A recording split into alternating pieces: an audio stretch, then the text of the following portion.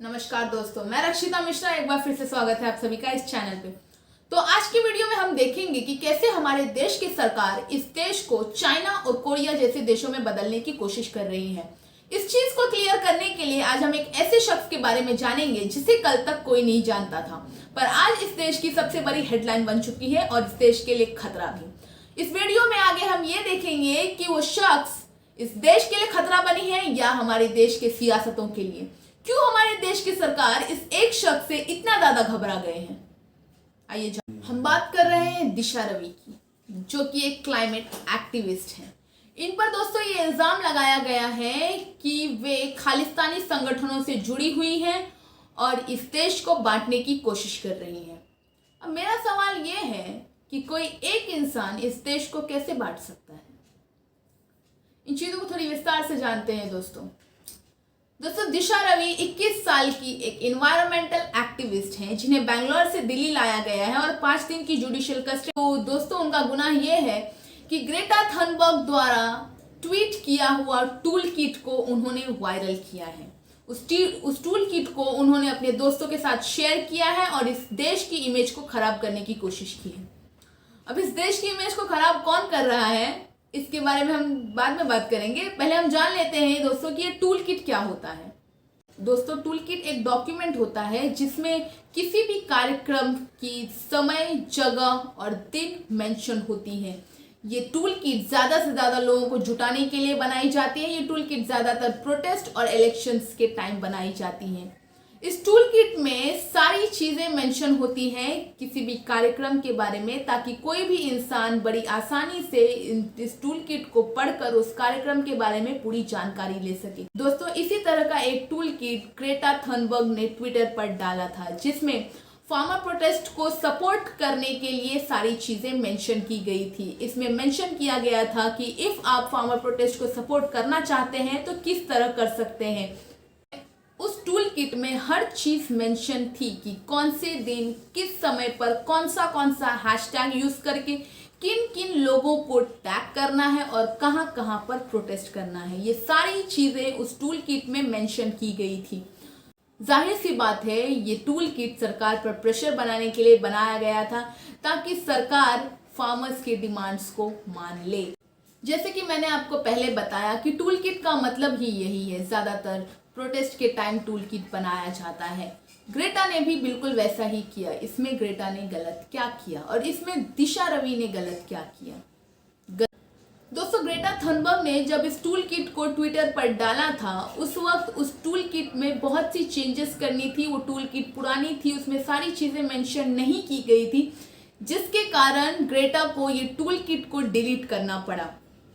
अब ट्विटर को ऐप तो है नहीं जहां आप एक बार पोस्ट करने के बाद अपने कंटेंट को चेंज कर सकते हैं, उसे एडिट कर सकते हैं, अपने पूरे कंटेंट को बदल सकते हैं। ट्विटर पर अगर आपने एक बार कोई चीज ट्वीट कर दी तो उसे आप चेंज नहीं कर सकते हैं, उसे आप सिर्फ डिलीट ही कर सकते हैं और कोई ऑप्शन नहीं बचता है। इसलिए ग्रेटा को भी अपना टूल किट डिलीट करना पड़ा और दूसरे ही दिन उन्होंने उस टूल किट को वापस से ट्विटर पर डाला और उन्होंने डिलीट करने का रीजन भी बताया। उन्होंने बताया कि वो टूल किट पुरानी थी, नया टूल किट मैंने अपडेट करके वापस से डाला है। दोस्तों अभी जो मैंने आपको टूल किट का मतलब बताया वो टूल किट का ऑफिशियल मीनिंग है, जो कि आपको डिक्शनरी और गूगल पर भी मिल जाएगा। पर हमारी गवर्नमेंट और हमारी पुलिस अपने फायदे और ज़रूरत के हिसाब से चीज़ों का मतलब बदलना बहुत अच्छी तरीके से जानते हैं। इनके हिसाब से ये टूल किट लोगों को भड़काने के लिए, देश को बांटने के लिए और इस देश की सरकार और इस देश की इमेज खराब करने के लिए बनाई गई है। अब हम आपको एक वीडियो दिखाएंगे जिसमें हमारे होम मिनिस्टर अमित शाह अपने सोशल मीडिया कार्यकर्ता को किसी तरह की योजना के बारे में बता रहे हैं। दोस्तों ये भी एक तरह का टूल किट ही है। यहाँ पर जो प्रवास में आते हैं, क्योंकि मानो आज मेरा दौरा है तो मेरे ट्विटर पर आज 50 ट्वीट आए होंगे अलग अलग घटनाओं, इसको नीचे तक पहुंचा देना चाहिए।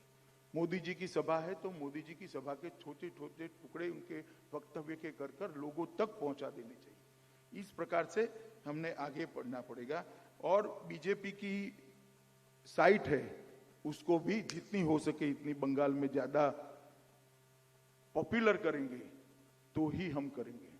एक सबसे बड़ा काम व्हाट्सएप ग्रुप बनाने का है। हर बूथ के अंदर एक व्हाट्सएप ग्रुप, मंडल पर उसका कोऑर्डिनेशन, हर मंडलों का जिले में कोऑर्डिनेशन और हर जिले का प्रदेश में कोऑर्डिनेशन।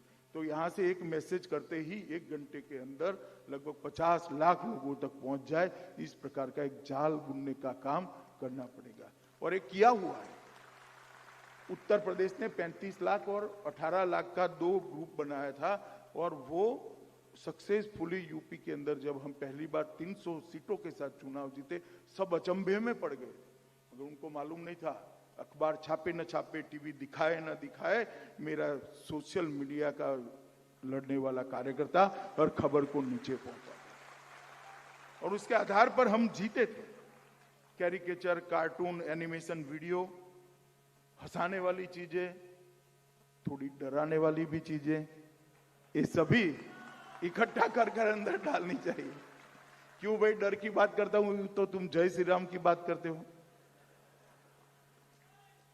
मित्रों, हमारी उपलब्धियों को ग्राफिक्स के अंदर डालेंगे तो कोई पढ़ेगा, शब्दों में डालेंगे तो कोई नहीं पढ़ेगा। जैसे कि आपने अभी इस वीडियो में देखा कि किस तरीके से हमारे होम मिनिस्टर जी एक तरह के टूल किट के बारे में बात कर रहे हैं, जिसमें हंसाने वाली चीजें तो मौजूद हैं ही, साथ में डराने वाली चीजें भी मौजूद हैं।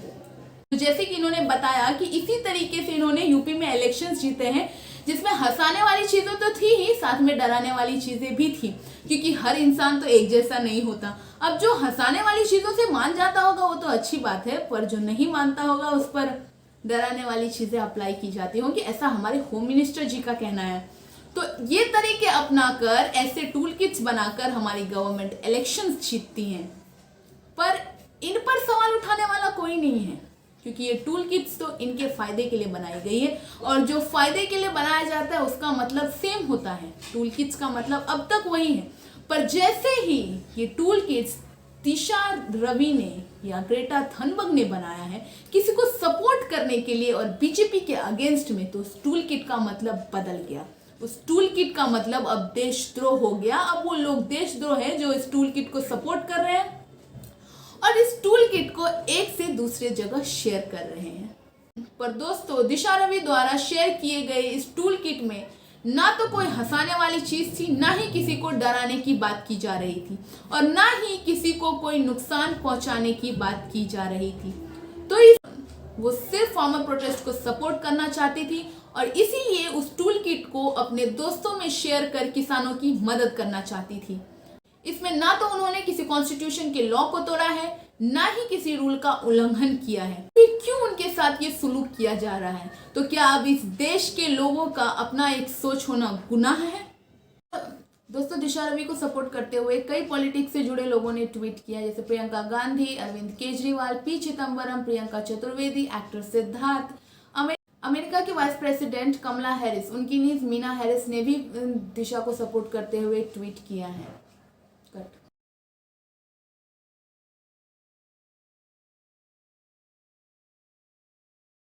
हमेशा ऐसा क्यों होता है कि जब भी अगर कोई कुछ अच्छा करने की कोशिश करता है तो उसे अप्रिसिएशन के बजाय सजा के तौर पे या तो उसे जेल हो जाती है या तो उसे टॉर्चर किया जाता है, और अगर इन दोनों से भी काम ना बने तो उसे एंटी नेशनल होने का दाग लगा दिया जाता है उस पर।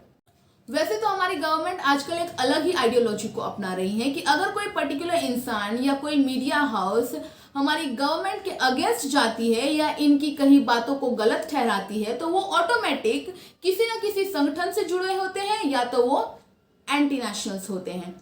फिर चाहे वो आवाज किसी अच्छी चीज के लिए उठाया जाए, अच्छी एजुकेशन के लिए उठाया जाए, अच्छी क्लाइमेट के लिए उठाया जाए या किसी भी अच्छी चीजों के लिए उठाया जाए, वो इंसान ऑटोमेटिक एक एंटी नेशनल्स बन जाते हैं। तो मुझे समझ नहीं आता कि जब सब लोग एंटी नेशनल्स ही हैं तो फिर बच कौन जाता है? सिर्फ हमारे बीजेपी नेता और उनके कुछ भक्त, बस यही देश प्रेमी है, देशभक्त है, बाकी सब एंटी नेशनल्स हैं। दोस्तों, अब जाते जाते मैं आप लोगों से एक सवाल पूछना चाहती हूँ कि क्या ये किसान इतना गलत कर रहे हैं अपने हक के लिए आवाज उठाकर कि उनके साथ जो हो रहा है वो तो पूरी दुनिया देख ही रही है, पर उन्हें जो सपोर्ट कर रहा है, उनके हक में जो बोल रहा है, उनके साथ ये सुलूक किया जा रहा है, क्या ये सही किया जा रहा है? अपने कमेंट्स मुझे कमेंट बॉक्स में लिखकर बताएं। दोस्तों, अगर आपको ये वीडियो पसंद आई हो तो इस वीडियो को लाइक करें और ज्यादा से ज्यादा लोगों के साथ इस वीडियो को शेयर करें ताकि ज्यादा से ज्यादा लोगों तक इन लोगों की आवाज पहुंच सके। और मुझे सपोर्ट करने के लिए इस चैनल को सब्सक्राइब करें जय हिंद।